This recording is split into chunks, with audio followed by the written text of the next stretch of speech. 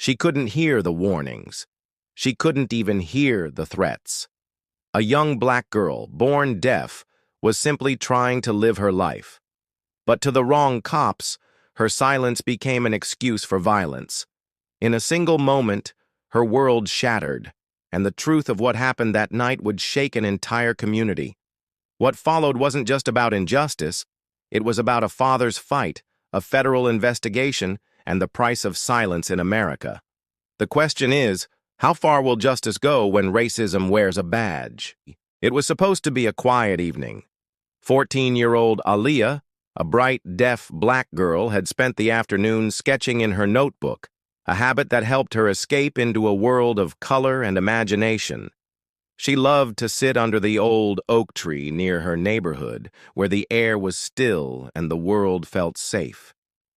To her, silence wasn't emptiness, it was peace. But beyond that calm, the world around her wasn't always kind.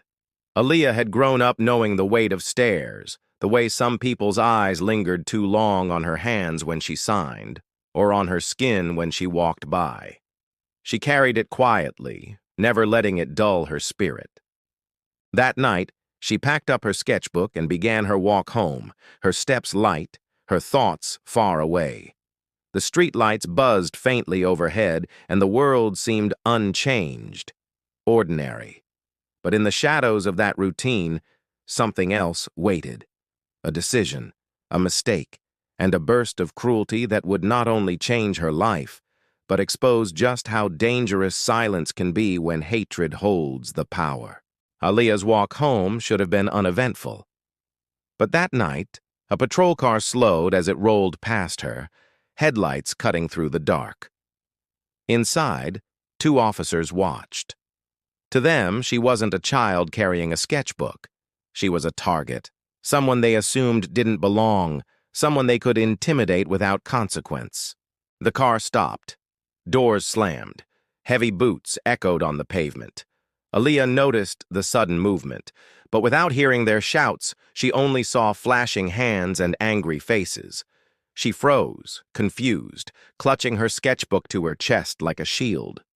To the officers, her stillness was defiance. To Aaliyah, it was fear.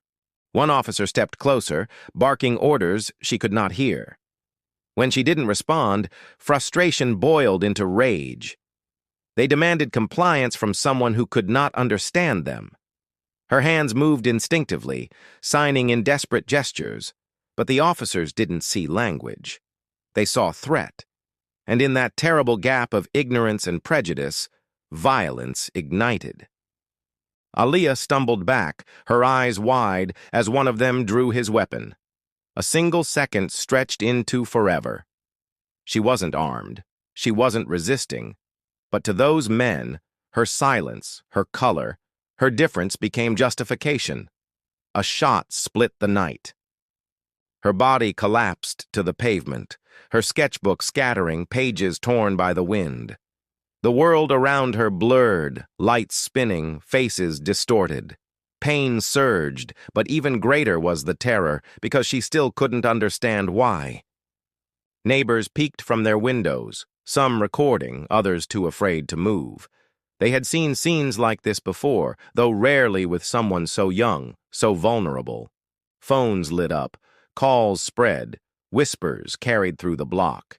And with every passing second, the injustice grew heavier, impossible to ignore. As sirens filled the distance, the officers scrambled to control the story, already shaping their lies. They spoke of resistance, of fear for their safety, while Aaliyah lay bleeding on the street, her truth untold. And somewhere else, her father's phone rang, shattering his night with the news no parent should ever hear. His little girl, attacked by those sworn to protect. He didn't hesitate. He would not let her story be buried beneath badges and reports. He knew who to call, and when he did, the weight of federal power began to move. But could even the FBI unravel what hate had already unleashed? The hospital lights burned bright as Aaliyah's father rushed in, his heart pounding like a war drum. His daughter lay pale, fragile, wires and machines surrounding the body of a girl who had only wanted to go home. He gripped her hand, trembling. But his grief quickly hardened into something else, rage and resolve. This wasn't going to be another story lost in the shadows. By morning, the block was alive with protests, neighbors demanding answers, videos circulating faster than the lies the officers tried to spin. But the truth didn't stop with the community. It was carried into federal hands. When Aaliyah's father walked into the precinct, he wasn't alone. Behind him stood the FBI, their presence a sharp reminder that even a badge can be held accountable. The officers shifted nervously, their arrogance cracking under the weight of federal eyes. Their reports didn't match the footage, their claims unraveled by the silence they had mistaken for defiance. Every excuse collapsed like a house of cards. For once, power began to tilt. It wasn't enough to erase the pain, the trauma, or the blood on the street, but in that room, as the agents laid down files and witnesses spoke, a father saw something he had feared he'd never see, the system turning its gaze on those who had hidden behind it for so long. And as the walls closed in on the officers, one chilling truth remained. Aaliyah's silence had spoken louder than any words ever could. In the weeks that followed, the officers who pulled the trigger faced investigations, suspensions, and the collapse of careers they once believed untouchable. For Aaliyah's father, it wasn't justice in its purest form, because no punishment could erase the scars his daughter carried, but it was a start.